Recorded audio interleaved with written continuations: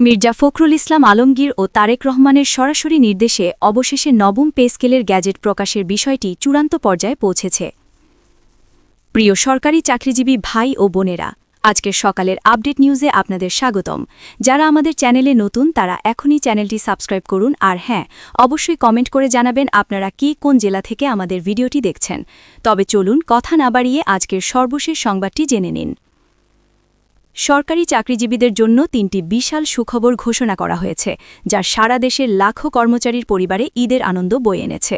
এ বিষয়ে বিস্তারিত বিভিন্ন রাজনৈতিক ও প্রশাসন সংশ্লিষ্ট নির্ভরযোগ্য সূত্রে জানা যাচ্ছে যে নবম পে স্কেল বাস্তবায়নের দীর্ঘ ও জটিল প্রক্রিয়ায় এবার একটি বড় ও দৃশ্যমান অগ্রগতি হয়েছে এবং গ্যাজেট প্রকাশের বিষয়টি এখন টক অফ দ্য কান্ট্রি বা আলোচনার কেন্দ্রবিন্দুতে রয়েছে।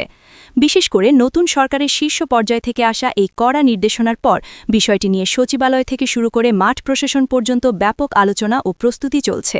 বলা হচ্ছে এই ঐতিহাসিক গ্যাজেট প্রকাশের মাধ্যমে দীর্ঘদিন ধরে অপেক্ষায় থাকা এবং দ্রব্যমূল্যের কষাঘাতে জর্জরিত সরকারি কর্মকর্তা ও কর্মচারীদের জন্য একটি নতুন দিগন্ত উন্মোচিত হতে পারে।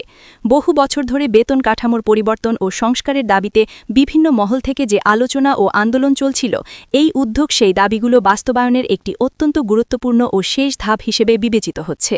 সরকার প্রধান এবং দলীয় নীতিনির্ধারকদের এই তড়িৎ পদক্ষেপ প্রমাণ করে যে তারা প্রজাতন্ত্রের কর্মচারীদের জীবনমান উন্নয়নে কতটা আন্তরিক। নবম পে স্কেল গ্যাজেট প্রকাশের সঙ্গে সঙ্গে যে প্রথম সুখবরটি সামনে এসেছে তা হল সম্ভাব্য বেতন বৃদ্ধি বা মূল বেতনের আমূল পরিবর্তন।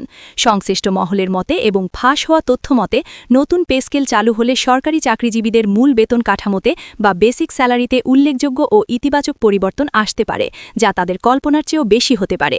বিশেষ করে ১১ থেকে ২০ গ্রেডের অর্থাৎ নিম্ন ও মধ্যম স্তরের কর্মচারীরা, যারা সবসময় অবহেলিত ছিলেন, তারা এবার সবচেয়ে বেশি উপকৃত হবেন বলে ধারণা করা হচ্ছে।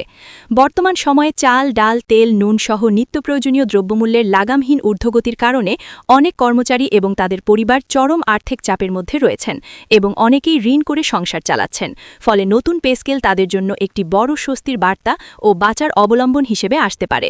এই সিদ্ধান্ত বাস্তবায়িত হলে শুধুমাত্র তাদের ব্যক্তিগত জীবনযাত্রার মানই উন্নত হবে না, বরং সামগ্রিকভাবে কর্মচারীদের মনোবল, কর্মস্পৃহা ও কর্মক্ষমতা জাদুর মতো বৃদ্ধি পাবে বলে মনে করছেন বিশ্লেষকরা। যখন পেটের ক্ষুধা মিটবে তখন তারা দুর্নীতি থেকে দূরে থাকবেন এবং জনগণকে ভালো সেবা দেবেন। দ্বিতীয় সুখবর হিসেবে আলোচনায় এসেছে বিভিন্ন ভাতা ও সুবিধার বৃদ্ধির ব্যাপক সম্ভাবনা। সাধারণত নতুন পে স্কেল চালুর সময় শুধু মূল বেতন বাড়ানো হয় না, বরং এর সাথে যুক্ত বাড়ি ভাড়া ভাতা, চিকিৎসা ভাতা, যাতায়াত ভাতা, টিফিন ভাতা, শিক্ষা সহায়ক ভাতা এবং অন্যান্য আর্থিক সুবিধাগুলোর ক্ষেত্রেও যুগোপযোগী পরিবর্তন আনা হয়। বর্তমান বাজারের সাথে সামঞ্জস্য রেখে এই ভাতাগুলো পুনর্নির্ধারণ করা হবে।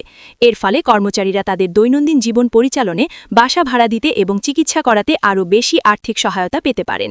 বিশেষজ্ঞদের মতে এই ধরনের উদ্যোগ কর্মচারীদের মধ্যে সামাজিক নিরাপত্তা ও সন্তুষ্টি বৃদ্ধি করে, যা দীর্ঘমেয়াদে প্রশাসনিক কার্যক্রমকে আরও গতিশীল ও কার্যকর করে তোলে।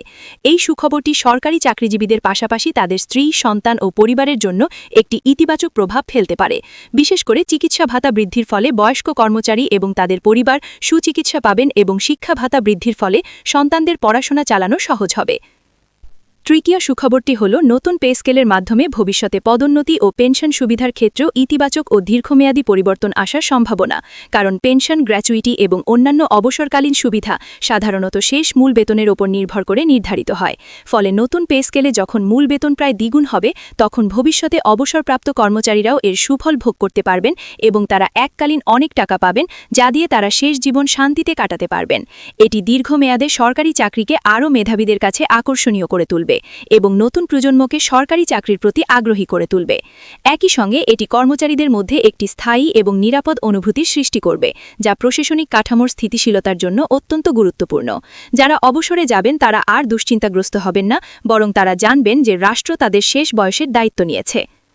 এই পুরো বিষয়টি শুধু একটি বেতন কাঠামোর পরিবর্তন বা কিছু টাকা বাড়ানোর বিষয় নয়, বরং এটি একটি বৃহত্তর অর্থনৈতিক ও প্রশাসনিক সিদ্ধান্তের অংশ হিসেবেও দেখা হচ্ছে।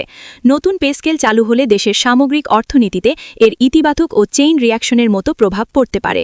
কারণ যখন ২২ লক্ষ কর্মচারীর ক্রয় ক্ষমতা বৃদ্ধি পাবে, তখন তারা বাজারে খরচ করবেন এবং এর ফলে বাজারে অর্থের প্রবাহ বা মানি সার্কুলেশন বাড়বে।